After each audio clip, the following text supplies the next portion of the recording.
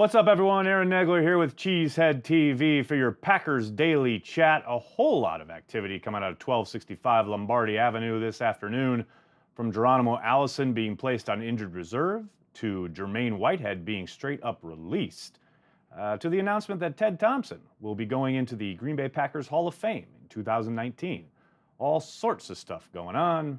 Everybody's here, all my friends on the live chat. It's always good to see everyone showing up before we even go live. Gary, Katie, Travis, thanks so much everybody for joining us at 5 p.m. Eastern. Of course, if you can't be here on time or can't join us at all, you can always use the hashtag PackersDaily, and I will answer questions off of Twitter and other social media throughout the chat. But right now, let's dive in. Everyone's got tons of questions. Gary's starting us with, will they bring Kumaro up to save us since Geronimo is done? Please say yes. Well, they do have 2 open roster spots, but I don't think Kumaro will be the move. You never know, though. As far as save us, they have MVS. He's the one who's going to be doing the saving at this point. What is happening in Green Bay, asks Katie. Releasing Whitehead. Did not see that one coming. I got to admit, Katie, I didn't see it coming either. Obviously, he had the incident in New England, which caused him to get ejected from that game, the slap of the helmet. I can't believe that this is strictly a reaction to that happening. I got to think there was more leading up to this, perhaps his play on the field, which was spotty, coupled with that move that got him ejected on Sunday night. You put it all together, and it's pretty clear that Gutekunst is sending the message that he is in charge, even though I know he told us last week that he's not into sending messages. This sends a pretty loud one, no doubt about it. If they can't beat the Dolphins at home, they might as well give up. Travis with the positive comment for the day. Why wouldn't you fire a guy mid-season? I don't get that. If you're talking about Mike McCarthy, Mark Murphy just doesn't operate that way. I mean, if you want to emulate the Cleveland Browns, by all means, go ahead with your own franchise. But I'm thankful that Murphy has a bit longer view than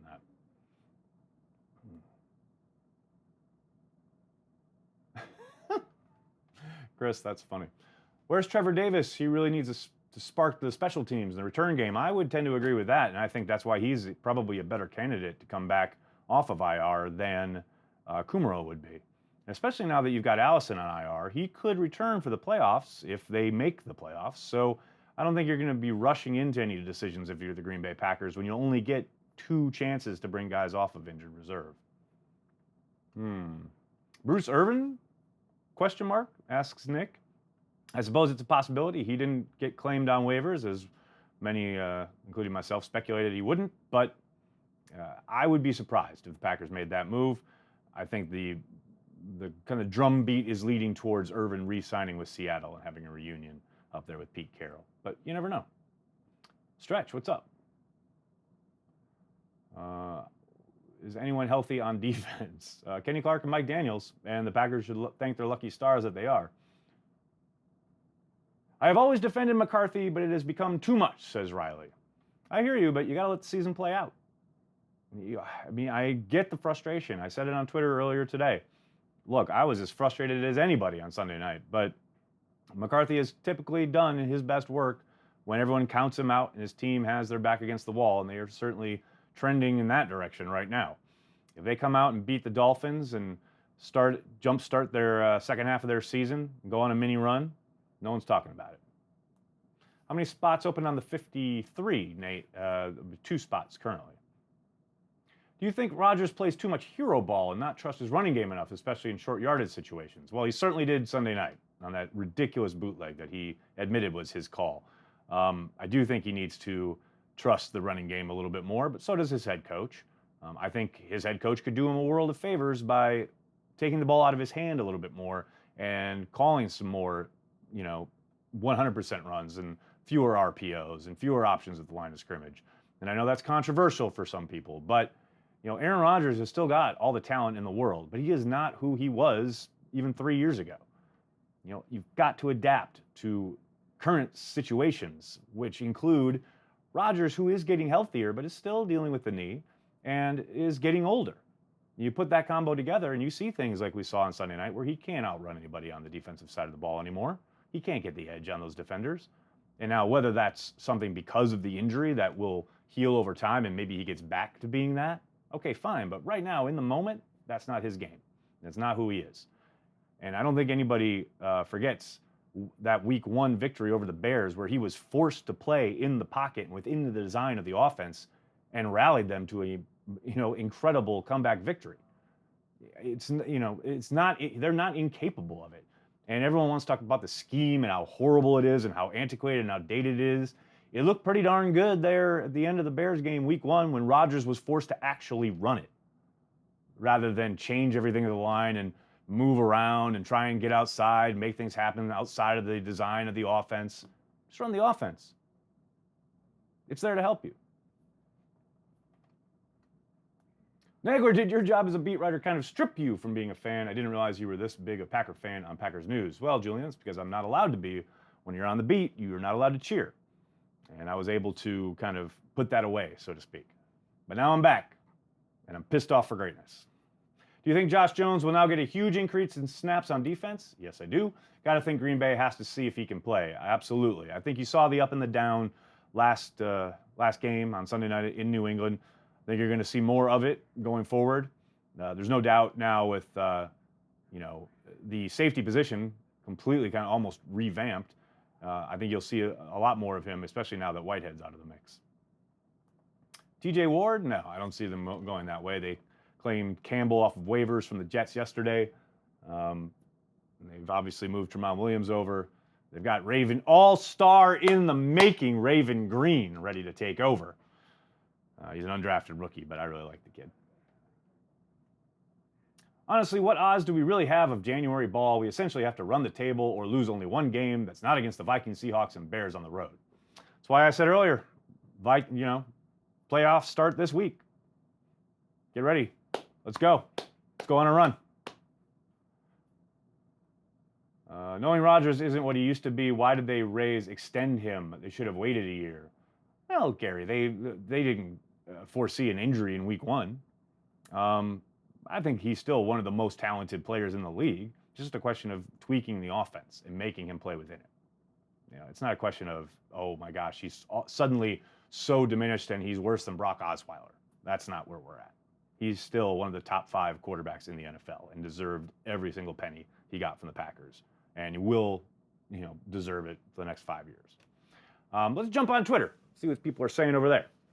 We'll start with Robert, who says, do you think incorporating a true fullback would help this team? I know it's backwards thinking, but McCarthy has had tons of success with it in the past. Kendricks lining up in the backfield makes me cringe. Robert, I tend to think there are, pros and cons to the fullback position. I preferred it when it was in Green Bay and they used it a lot. Obviously, they've kind of gone away from it. They went away from it big time last year. This year, like you say, they're lining Kendricks up back there. I suppose it might help a little bit in the run game, but if the team's never going to commit to the run game, then what's the point? I don't think what ails the Green Bay Packers can be solved by adding a true fullback to the mix. Kyle asks, do you think that Murphy has already made up his mind either way regarding McCarthy's fate at the end of the year? No, I don't. I think, as I mentioned earlier in the video, I think he takes the long view. And whenever he's spoken publicly in the past when the rumblings have started about either Thompson or McCarthy, he's always kind of calmed the waters with something akin to, look, you've got to let it play out. These guys have a long history together. Mike has done a very good job in the past of rallying them, etc. And I tend to think that's how he'll view it this year. Now, do I think that perhaps he is kind of looking around, seeing what else might be available? Sure, of course. That's only prudent for a guy who is watching a team that could very well, stumble down the stretch out of the playoffs. And then I would tend to think, yeah, it would be in the market for a new head coach. But it's just as likely that they turn it around and go on a run as they have in the past. They go possibly get into the playoffs and make noise and maybe even challenge for a championship. And if that happens, then of course he's not going to fire the guys. So I do think, while I do not doubt for a second he's doing his due diligence, I don't think he's made up his mind in any way, shape, or form. I think he will let things play out throughout the season. Was Kevin King this injury prone in college? Waiter, I don't think he was labeled as injury prone, but he did have injury issues, and that was something that caused him to fall a little bit. There's no doubt about that. What's even the point anymore? I think after today's events and the game on Sunday night, it's a pretty apt question. And if I had the answers, I probably wouldn't be here in this studio talking to you folks. I'd probably be on mountainside enlightened somewhere in life. I'm tired of hearing how well the Packers defense has played the past 2 weeks. They've given up 450 yards and 30 points on average. Our expectations need to be higher than that. Well, Robert, they did face two of the best teams in the league. Definitely one of, if not the best offense in the league. And, are certainly giving up yardage in inopportune times and certainly allowing teams to move the ball at the worst possible times. But they've certainly looked better. Now, I understand you're tired of hearing how well the Packers defense has played. I don't remember seeing anybody that I read regularly or talk to regularly singing the praises of a newfound shutdown defense. No one, I think, is under any illusions about their inconsistencies, but they have played better. I don't think anybody would deny that. The problem is going to be, playing 4 quarters consistently. The last 2 weeks, they've had real issues melting down in the fourth quarter, and that has hurt them. But you can't sit there and tell me behind your keyboard, tip-tapping away, that you expected the Packers to hold the Rams to close to 10 points for an entire half when they faced them 2 weeks ago. That's yeoman's work there against a team that has marched up and down the field and put up points on everybody. Look at the Saints last week. They fell behind big time to the Saints and then came roaring back. You're never going to hold that team down. And you look at the Patriots, they whoop up on everybody on offense. They, look at that game against Kansas City that they pulled out a couple of Sunday nights ago. They can move the ball and score on anybody. And the Packers held them down. It was 17-17 going into the fourth quarter. And then, yes, it all ruptured on them. So while I get the frustration maybe of people saying, oh, the defense is playing well, they're playing much better and they're trending in the right direction. So I wouldn't get too frustrated about it. How does Mercedes Lewis have just one reception this year? Well, typically, the quarterback is the one who distributes the football, and he has to throw it to people who are on the field. And Mercedes Lewis has not been on the field. Finally caught his first pass this past week. I believe it was a 4-yard gain. Very exciting stuff. If we got rid of Mike McCarthy, asks Andy, would you think the new coach would keep Pettine since it would be only his second year? Well, that really depends on who they would end up hiring. It's possible they'd have a situation like they did in Chicago, where they brought in Matt Nagy and he held on to the defensive coordinator in Vic Fangio. But it's probably more likely that whoever they would end up hiring would bring in their own defensive coach, unless it was a defensive coach himself. And then you most certainly would think they would bring in a different defensive coordinator. So that is one of the things that Murphy will be weighing. If the defense continues to improve throughout the season, is playing lights out at the end of the year, and they think, wow, we've really got our guy, Pettine's made no bones that he does not want to be a head coach again. So if you fire McCarthy, then you're losing Pettine. And I'm not saying that that's like a reason to hold on to McCarthy, but that is a factor that will undoubtedly be talked about. Now let's get back to the live chat. Why will we cut Whitehead? I don't get it. A lot of people will be asking that question. I don't doubt it. It was uneven play throughout the season. While I know he got a lot of ink out of being a very smart player and knowing the defense very well, you didn't have to look very far on tape to see him getting taken advantage of. And then you throw in the boneheaded play on Sunday night, Gutekunst's not going to put up with it. It's one thing if you're playing lights out, down in and down out, and then you do something stupid.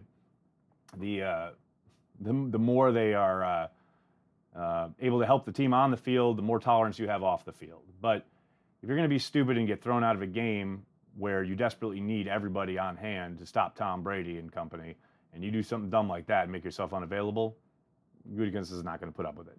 That's pretty clear. I just want tempo on offense, Nicholas. Oh, man, me too. MVS now wide receiver 2? I mean, essentially, yes. Why sign another injury-prone corner in Will Redmond? Well, because he was on their practice squad, knows the system, and can step in a pinch, but I don't think he'll see significant playing time. Are you still confident this team will be able to get it together? Well, J.J. Watt, first of all, thanks for joining us from Houston. Second of all, I don't know if I was ever confident. I don't think I ever said they're going to do this and this is going to happen. I certainly think they have the ability to, and I certainly think it could happen. I'm interested to see how it plays out, just like anybody else. I would like to see what would happen if we could hand the ball off to Nagler, see how many yards he would get. Riley, I would guess -4, maybe? Is the Mayday Audible the best summary of the season so far? Julia, that's great. If anybody doesn't know what Julia is talking about, on Twitter yesterday, I put up a little clip from the game. Corey Linsley's mic was amazing on Sunday night. You could hear almost every adjustment and protection call he made. And at one point, he and Rogers was going back and forth, and he just looked up. He literally said, "So Mayday, Mayday, okay, check, check, check." And like, obviously that was a signal for something, but I like it, Julia. Well spotted.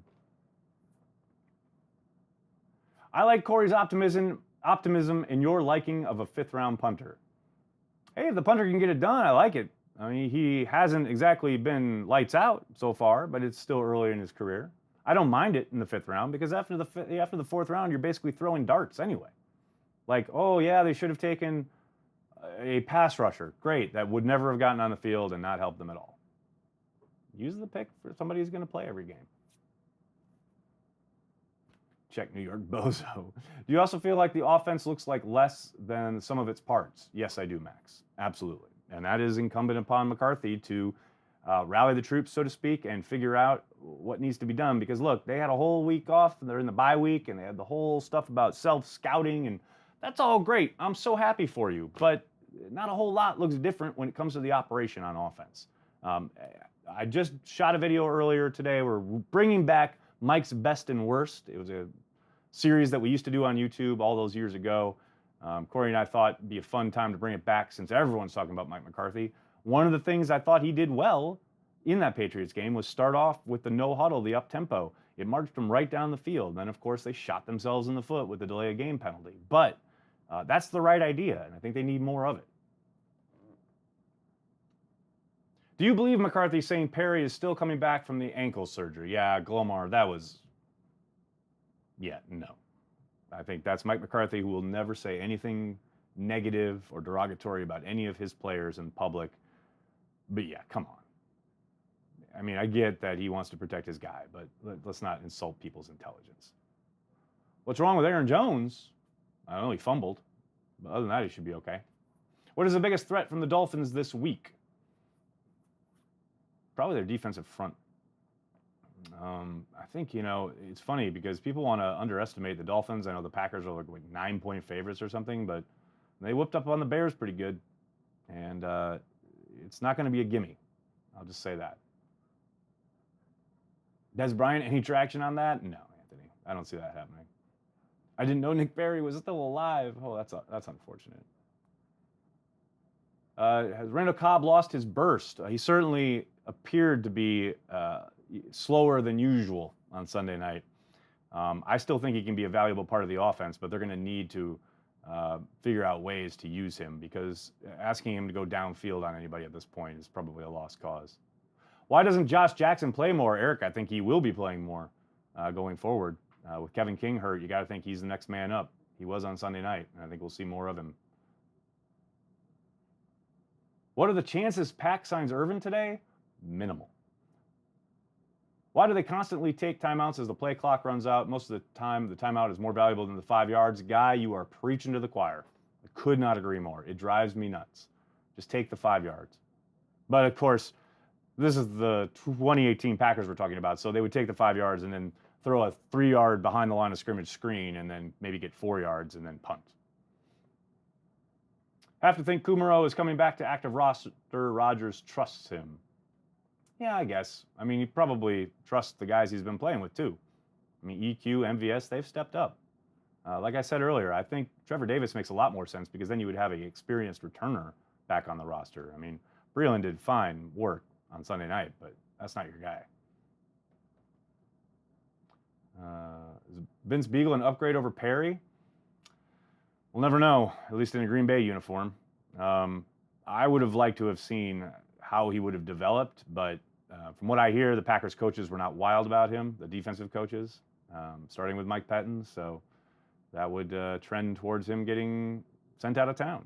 But, they were never going to choose him over Perry simply because of the contract. I was disappointed in Breland. I admit I was one of the fans going crazy. We signed him. Well, Julian, I've seen so much negative stuff about Breland this week online, and look, it was frustrating, the penalties, what have you, and getting beat, etc. But look, his game is physicality, getting up at the line of scrimmage, being physical with guys, and that's going to get you beat sometimes, especially against an all-world talent like Josh Gordon. Now, do you hope that things even out and he rounds into shape, so to speak, especially with a few more weeks in the system? Absolutely. But for a guy playing his first, having his first action of the entire year, in what was the most watched football game in like 10 years or something, everybody else has been playing for 8 weeks, and he comes totally cold, his first action. Yeah, I'm willing to give him a little bit of the benefit of the doubt. Now, let's see how things develop with him going forward. I love how you tell fans to be optimistic, immediately followed by a pessimistic comment about the offense. They're not mutually exclusive. I mean, yes, has the offense been frustrating to watch? I think we'd all agree with that. Could it turn around on a dime? We've all seen it happen. So those two things can live together. I mean, when they were 4-6 2 years ago, no one was more frustrated than myself, sitting there in the press box with Tom Oates saying, yeah, so you come on the beat and now they suck. That's something Tom actually said to me. It hurt my feelings a little bit. But then what happened? Aaron Rodgers turned it all around, and they went on a run, and they ran the table. I've seen it happen before. I'm not saying it's going to happen, but it could happen.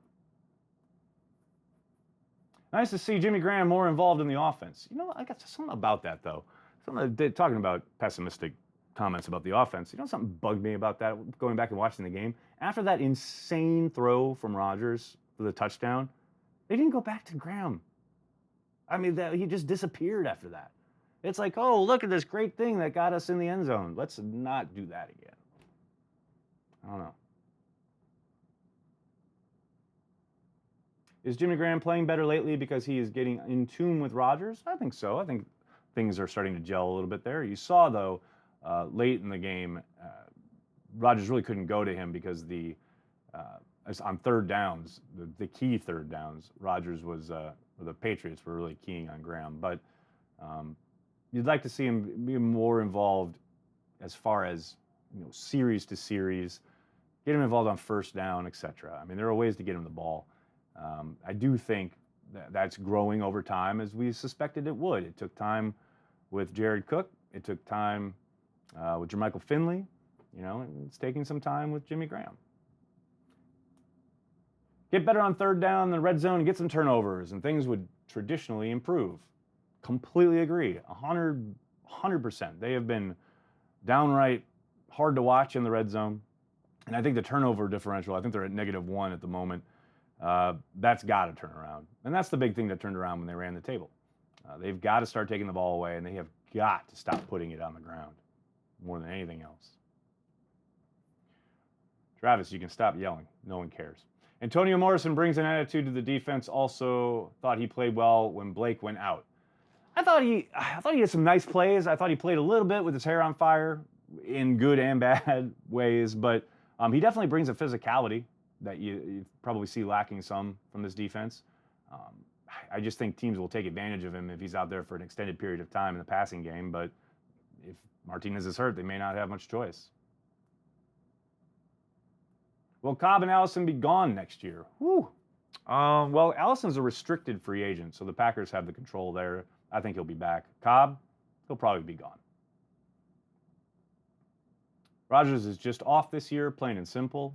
I tend to agree so far, but it can turn around real quick. Do you think Green Bay missed Ha-Ha Clinton-Dix on Sunday night? Not really. I mean, I know a lot of people will point to that play by Tremont where he's kind of caught in between going for the interception and making the tackle, misses the tackle, Gordon off to the races. But hey, that's nothing we haven't seen from Ha-Ha Clinton-Dix. I mean, could he have helped? Maybe a little bit, but just the fact that he knew the defense and had been playing that position for the previous 8 weeks or whatever. But yeah, I'm not going to say that if they had Ha-Ha Clinton-Dix, that fourth quarter collapse, it never would have happened. Ain't like that. Never thought that the Rodgers-led offense would struggle in the red zone with Jimmy Graham. I agree, Jonathan. It's a bit of a surprise. It's been interesting to watch Rodgers' hesitancy to throw the 50-50 balls. He actually did throw one that was incomplete this past week. Prior to that, he hadn't tried that a whole lot with Graham, and that's something we saw in the preseason and training camp quite a little bit. I don't know if he's gun shy or what, but I tend to think that's the dude that you paid all this money for to go win those contested catches. Go give him some chances. You know, and if it doesn't work once, go back to it, because more often than not, he's going to make that catch.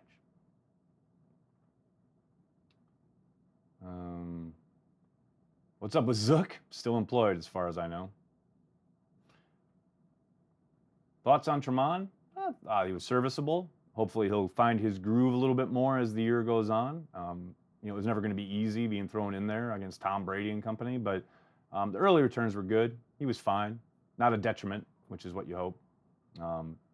There were, I shouldn't just say that. There were moments where you thought, okay, maybe he's kind of swimming against the tide here a little bit, maybe swimming as far as taking false steps, not knowing his assignments purely, which is not unexpected since he's just been moved there.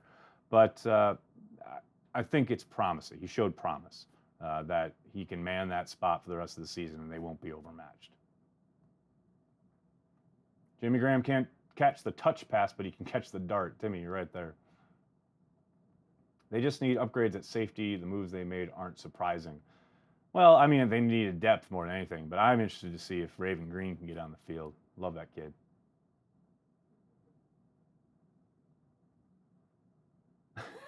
Tanner. 50-50 balls to Graham like a goal line fade, Nagler. Goal line fade is completely different. Thank you for trying. Keeping it real, Nagler's not too excited about Kumaro. That's not true. I love Kumaro. I just don't see how you justify bringing him up if what you need is return help. I mean, if you're bringing Kumaro up, are you taking snaps away from EQ and MVS? And then why? I mean, I don't know. I love Kumaro. Love the story. I think he'd be a fun addition. I think he would help them. But I just don't see how you justify doing that over bringing up a seasoned return man who's just sitting there. Fades all day. Yuck. If we turn this around big time, does Mike McCarthy get an extension? I don't know. That's, oh, man. I don't even want to ponder that. That's like the universe caving in on itself. Maybe? Gosh, how upset with Packers fans. I couldn't look at Twitter for a week if that happened. Who is our best wide receiver after Devontae, and why is it MVS? Because he's big, and he's fast, and he catches everything. Which is crazy, because in camp, he was like really 50-50 when it came to his hands, but he's really, really taking it to another level. All right, everybody, I'm going to have to jump. Thank you so much, everybody. I'm sorry if I couldn't get to your question. They do fly by. I can't believe how many of you join us each and every day. Thanks to everybody who sent stuff in on Twitter. If you're here on YouTube, please subscribe to our channel. We've got lots of stuff coming your way, including, like I said earlier, the new Mike's Best and Worst series. We'll be putting that up later tonight. Make sure if you're on Facebook, like us, share us, tell your mom about us, your grandparents, Packers fans, whoever they are in your family, in your life. We're here for them. We're devoted to Green Bay Packers fans worldwide. Thanks a lot, everyone. Have a good night.